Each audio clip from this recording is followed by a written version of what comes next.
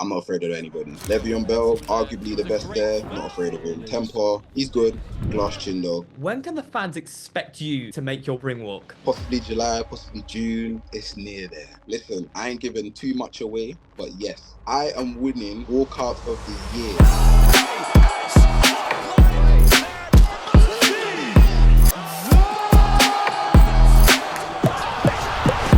Hello and welcome back to Misfits News. I'm your host, Ben the Bank Davis, alongside my co-host, BL. Before we dive into today's topics, BL, you know the question I'm about to hit you with. How are you? I'm doing very well, Ben. You sound much better today. You sound like you've recovered. It was a long weekend for yourself, but I have a question for you. What's up, brother? Hey, special teams, special plays, and talking about that, we get into it all right here on Misfits News. Miles Taylor has provided the latest updates in the crossover world. Mike Tyson has revealed some pad work, and we're going to break it all down for you here. And to round things off, we're going to be hearing from the Cruiserweight Challenger, DTG. I love it. What an episode that we have ahead of ourselves. Let's kick it off with the Miles Taylor exclusives. Fred Beck had a great conversation with him and BL. He revealed some insane things, starting off with NBA Youngboy's Misfits debut. It sounds like NBA Youngboy is going to make a transition into boxing. He said, I'm quitting the music. I'm making that transition to boxing. So I hope he makes a good boxer. Otherwise, he's made a costly mistake. Going up against Blueface is not an easy challenge. I know that Blueface is a bit awkward and unorthodox in the ring, but he is powerful, he is tenacious, and he's got a great gas tank. This is not someone you want to be debuting opposite. So I don't know. I mean, I wish NBA Youngboy the best, but if he fights Blueface, BL, I'm not confident in his chances. I mean, it would definitely sell headlines in the US. I'd like to see it. I don't know about you, but I definitely think it takes things back to settle things in the ring. If you have a bit of beef, go in there and fight it out. So I like how we're going back to the basics. Talking about basics, DTG is going to be returning to the ring this year. Mams confirms. Now, there is that ongoing bet that KSI has with his brother about getting abs. £1,000,000, I believe, up for grabs. But what do you think of this this Misfits return? Well, it seems like it's imminent right now. Deji has just gone with KSI's coach, which is Jasper, actually, and he is taking things now seriously. He's got a few months to go to get those abs, and once he gets those abs, I expect to see him in the ring. Now, another fight that we'd love to see in the ring is King Kenny versus Saul Poppy, but it's not happening because why, BL? It seems to be Mams has actually addressed this. He said that both of them came off a loss, and he would rather build this fight up, get them to clash, get them to face off, get that storyline, and then get the winner to challenge Slim for the belt. I agree. It makes sense, but we see in boxing all the time, opponents get squared off against other individuals, and then it ruins that eventual matchup. Tyson Fury and Francis Ngannou, that Usyk fight in December fell apart. Talking about December, Deontay Wilder and Anthony Joshua fight on the same card, but not against each other, and then their March clash absolutely evaporated. So we have to be very cognizant and careful. I think King Kenny and Saul Poppy have tough matchups in front of them. If they get through those opponents, it makes all the sense in the world to have them headline a pay-per-view. Maybe we think a pay-per-view? I think a pay-per-view, especially versus Slim, the next fight after that for the belt, that's a pay-per-view fight. Kate Abdo making the transition into Misfits Boxing. Ben, what do you make of that one? Man, Kate Abdo is a fantastic broadcaster. She has so many tools and ingredients that she brings on air that make her one of the best in the scene. Now, will that translate to the ring? Unsure, but seeing Kate mix it up with somebody would be fantastic. In the corner of Kate Abdo, I hope to see Big Meeks, TT, and Jamie Carragher. Hopefully we can get them on the broadcast or bring them on Misfits News. Ladies and gentlemen, welcoming a very special guest inside the booth, talented musician and the most improved Misfits fighter on the roster. It is DTG. How are you, sir? Yo, I'm good, man. How are you? I'm fantastic, man. I want to break into that and elaborate. Most improved boxer. Your journey started at a point where fans were criticizing the skills. Now you're dropping people. How does it feel? Good, man. You know what? It's good to get the recognition. I feel like I'm still not as recognized as I need to be, but that's on me to, give people that to say, I guess. I love the fact that you say it, and you said it in the press conference as well. Thank you very much. At least you guys know, at least you guys see. And then people have been showing me my flowers, but I think there's a big difference between 3.5 weeks training and a full camp. The debut against Halal Ham, when you watch that fight back, what goes through your mind? Do you even recognize that person? Nah. I think people like to troll me and say, all right, but you lost to Halal Ham. I've accepted that. At the end of the day, when I came out of the changing room and I was given my phone, all I saw was robbed. I just walk away from that you know what? I made it to the last bell. I didn't get hurt. I didn't get dropped. Nothing embarrassing happened except shorts. That was quite embarrassing. But other than that, you know, 3.5 weeks training against someone that had a lot of experience. Bearing in mind, he fought on the first ever crossover boxing event. Well, DTG, I do want to say the transformation you've made from where you were to now, as Ben very well said, it's the most improved in the crossover scene, in my opinion, anyhow. However, I want to rewind things back to when we had our face-off as well. You have said that boxing changed your life. I want you to alliterate on that a little bit. Yeah, man. I mean, there's a lot of things happening in my personal life that I don't really put out there. Obviously, now where I feel like I've got like almost like a family online within this Misfits community, I touch on a couple things such as like, you know, my whole brother stuff and blah, blah, blah. But yeah, man, you know, life is not always what it seems. You know, I feel like as influencers or artists or whatever, like people forget that we are human and, you know, we all go through stuff. Yeah, man, I've gone through some tough ass times, man. I say it all the time and I'll say it till death, really. Mams is godsend because the first time he hit me up to do the halal ham fight, something really crazy happened to me. I got evacuated out of my house, had to leave the area. Literally next day, Mams asked me to train and do this fight. And I just said yes, you know, because I just needed something to distract me. And it did. You know, it felt great for the prime card. I had literally just got my heart shredded, heartbroken. Okay, and that messed with my head so much. I didn't know what to do, man, honestly. And again, Mams hit me up to train, and I was like, you know what? I've got enough time now. I've actually got a decent time. I just locked in, you know, lost weight. It was amazing, man. And, you know, it comes with a lot of stuff. Again, I feel like I'm building a family within this Misfits community with the people actually involved in Misfits as well, the likes of you two. It's just really changed the way I think. Obviously, I don't smoke anymore, almost a year out. So that's something to celebrate.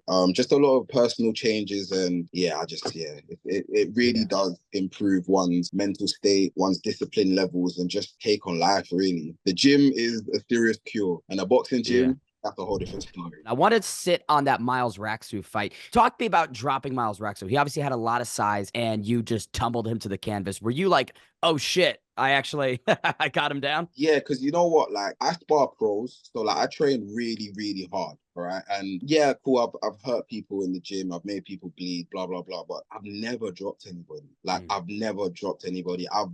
Yeah, because I don't know, the people that I train with, they have such tenacity, like they're really stubborn. Like you can see that they are hurt, but they are not giving up. And I like that because that's the level I want to have. I feel like I have that already. I genuinely don't think like we're ever going to see me on the ground, none of that. So where I did it in the ring, I was shocked a little bit, not too much because obviously I know that I'm capable of doing it. I was more shocked because I didn't actually feel the punch because of like all the padding and like the, you know, all the wraps and stuff. I didn't actually feel that land. Like I didn't feel like the impact was that crazy. Do you know what I mean? Even though it was. But when I saw him drop, like I look back on the clip and I actually watched him drop. But in the ring, it felt like, oh shit, he's on the floor. Like I didn't actually see him drop. It's mad.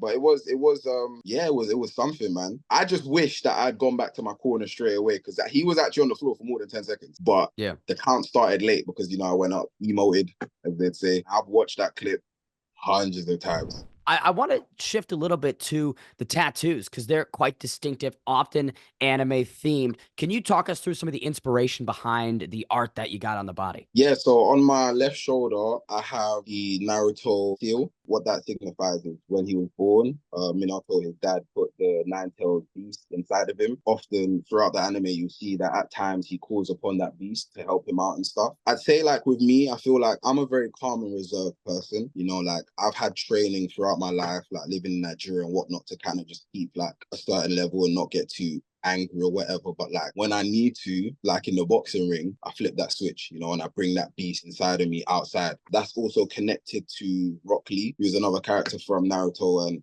he just for me signifies hard work. It's like a personal reminder to me that we must work hard, never give up, never stop, and never like fall off. It's just a reminder to just keep going. Don't ever stop. And yeah, I got loads of stuff really. I recently got the Misfits logo on me. Actually, I've got to say, there it is. Yeah. I remember you talking about getting it done. Where is Yeah, I it? got Oh shit, so yeah, on the the glove. Misfits logo is there. It's on the glove. So Ippo, it's in my top 5. It's a boxing anime, and that speaks for itself. I mean, ever since I got into the boxing world, I've just, I've watched so many things boxing related, and I've become such a fan of the sport. And of course, as an anime fan as well, I thought it just made sense to watch the anime, and I fell in love with it. Well, I want to touch on that sort of anime entrance that you had last time round. It was quite a spectacle, to say the least. So what can we expect this time round when you do walk out? Can we expect something anime reference again? Listen, I ain't giving too much away, but yes, like I said, I tweeted maybe a month or 2 ago, I am winning walkout of the year. When it comes to the end of the year, Misfits give away their awards. If there's non-biased opinions, I'm winning that. JJ wins everything. I want to win something this year. I want to win something. Let me let you guys in on a little secret. When it comes to my shorts and stuff, I literally always do that last. As in, that's the last thing I do because I'm so locked into training and nothing else matters to me. But I can assure you and let you guys know, my shorts have been designed from like a month ago. Everything's been designed. It's just about paying for it, all of that stuff. And the shorts match the walkout. So you'll see. I've seen you tweet something saying that there's 2 Misfits fighters on your upcoming album. Can you give us a sneak peek? I will. Yes. One of them I've fought. Interesting. Oh well. Well, I guess we can all definitely gonna be SX. No. It's SX. SX is on the album. Yes. Obviously, after that fight, we became proper close. We had a lot of respect for each other. Yeah, man, he's a proper cool guy. I really like him, man. And I've always liked his music. He's undoubtedly very talented. And the other one, I actually tweeted out when we were in the studio, is Young Dave. So he's not actually obviously directly involved, but he's in and around the scene. I think he walked out Pineda, he's done KSI as well. Or he's just performed at Misfits events anyway. And obviously is KSI's artist. So yeah. Let's talk about opponents, man. Huge fight announcement against DK Money, and you're involved in this cruiserweight tournament. Guys like Le'Veon Bell, guys like FaZe Temper. How does it feel to be involved in this? I'm more than blessed and very happy to be involved. Grateful. Tristan Ham and I had a little controversial back and forth because I tweeted out that Mams offered me Tristan first, and I said yes straight away. But I tweeted it, and he was like, "I'm bullshit," blah blah blah. Mams and I addressed it in a space, and yeah, I was offered Tristan, but Tristan wasn't aware yet. So I think because of the back and forth with Le'Veon, it made more sense. I guess it kind of shows I'm down to get in the ring with anyone. Tristan had a really good debut. I'm not afraid of anybody. Le'Veon Bell, arguably the best there. Not afraid of him. Anyone else? Not afraid of him. Temper, he's good. Glass chin though. DK Money, although his only win has come from a disqualification, I'm not going to underestimate him. He's in good hands now. He's with BJ Flores, but I'm with Luke Potanier in Pug Gym. I know how I train, and I'm always ready to step in with whatever is put in front of me. I'm looking to win the tournament, man. That's my goal. Yeah. A British Nigerian had the belt, and a British Nigerian is trying to take that belt. You talked about underestimating, and the person that you said that you don't underestimate is, of course, your opponent, DK Money. When you do watch the tape on him, what are his strengths? What are his weaknesses? How is this going to go? I ain't going to say too much on that. I've seen his strengths and I've seen his weaknesses, but at the same time, I can't look at that too much because if anyone was to look at my first fight and judge me off that leading into my second fight, then they just sold a complete dream because that's not who I was, Me, I train for anything. The last 2 opponents I had literally nothing to work off, no footage, no nothing. So the fact that there is footage to work off now, yeah, I'm going to take it into account because there's habits, there's certain things that a fighter's always going to have, but improvements, I'm expecting it. You're transitioning from heavyweight to now cruiserweight. So can you talk me through how you're going to do this in a sustainable way? Because we've seen it with Salt Pappy. So how are you going to make sure this time around it works? For me, it's just about maintaining power. I'm going to be faster. I'm going to be a lot more agile. And as a heavyweight already, I love moving around. Like I'm probably the only one that flipping moves their head off the line and, likes to move around the ring and whatnot because I've got good stamina for a heavyweight. Maintaining my power. That's the one thing I need to make sure doesn't go. Is there any information you can give us on the rounds and specific rules, maybe glove size, the different details and logistics? I'm not too sure about rounds yet, actually. I know that it will probably be 10 ounce because that's all I've fought on so far. Unless DK wants something different, but I don't want anything different. If anything, give me 8 ounce or something. Do you know what I mean? Yeah. I'm not too sure on the rounds. My guess is probably 4 or 5. Not too sure. I'm curious. You mentioned at times the possibility of training with Mist for this camp. How is he looking, and can he bring it to Ryan Taylor? I think Mist has got it, I'm not too sure. Obviously, Ryan has a lot more experience, but I know Mist has trained and he's in good hands, I believe. I think he's at a good gym, and I just think overall, like, don't think people understand the history between those two. Like, it's deeper than just any matchup. They have beef, like they have problems. Well, let's move on and switch gears for a moment here. And let's look at that tournament lineup. It's an absolute stat card, as I say, with Ben Davis. This is some of my favorite boxing, the tournaments. Can you run me through who you believe is the biggest threat here? I think Mike Edwards might be a problem. He's Nigerian. He might have something for Jake Cornish. Who knows? Happy Latito, I've seen a couple things on him. I've seen his fight with Minicon, a couple other stuff. He looks pretty good as well. Honestly, if I'm speaking, I think everyone's got something. I think, again, like DK Money's got the worst record there, but I don't even want to rule him out. Do you know what I mean? Going with the obvious, I think Tristan Hammer-Levian Bell, 100%. When can the fans expect you to make your ring walk? I mean, I know the date. They know, but it's soon. I'll say that. It's definitely soon. What sort of card is it shaping up to be? Can we get any exclusive of what the card could be? Because obviously Danny Aaron's came on here and he was throwing left, right, and centre. He was throwing too much information. Yeah, I'm not trying to do too much. I leave that to, you know, I like to throw little subliminals on Twitter and stuff. But did Danny say the date of his fight? He's just said July. All he said was July against Bevo. Okay, cool. Well, it's near there. It's near there. Possibly on the same card. Possibly just before, possibly. It's not after that, I'll tell you that. Possibly July, possibly June, but it's very soon. Any final words you have for the fans at home that have been expecting you to come on Misfits News? Give it your all. Listen, thank you guys so much for the constant love and support. Misfits is cooking. Mams is cooking. I've got a lot of background intel, all right? And I know some of these fights that are coming soon are going to really shock you guys. And yeah, after the unfortunate hiccups of Misfits 13, which had nothing to do with Misfits, Mams is making sure that moving forward, you guys can't start chatting shit, all right? Everything's going to be lit moving forward, as it has been, but only better, man. And I'm excited for the future. You guys should be as well. What a great guest, DTG. Thoughtful, and like we've reiterated many times, most improved boxer on the roster. Best of luck to him. And that timeline, Bill, he's teasing us. It's not past July. That means it's got to be either June or July. June or July. I think there's a big card building up in July. We heard Danny Aaron saying that he's going on that card against Bevo. So we can see Mams is in the kitchen and he's cooking. Talking about cooking, the album dropping soon, and it does feature SX as well as Young Dave. I mean, that's quite interesting. I love to hear it. I also hope he brings on Mist on the tracks as well. Mist actually did a song on the Gentleman series recently, which I was a big fan of. So I'd love to see him jump on the tracks as well. And maybe a Ben the Bane Davis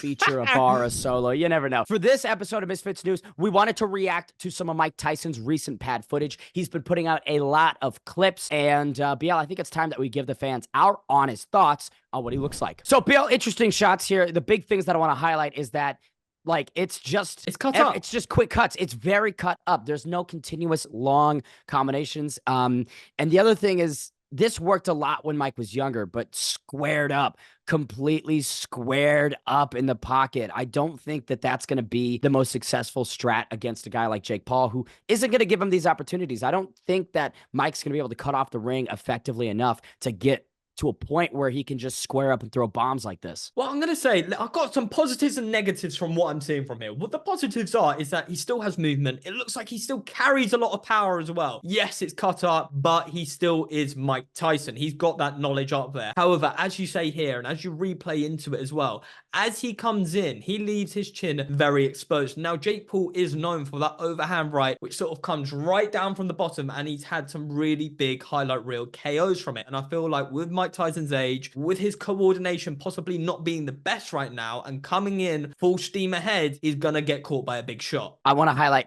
this sequence right here. And again, we're breaking down pad footage. You can't extrapolate much. Let's preface with that. But again, the uppercuts as well. That's how he knocked out Andre August.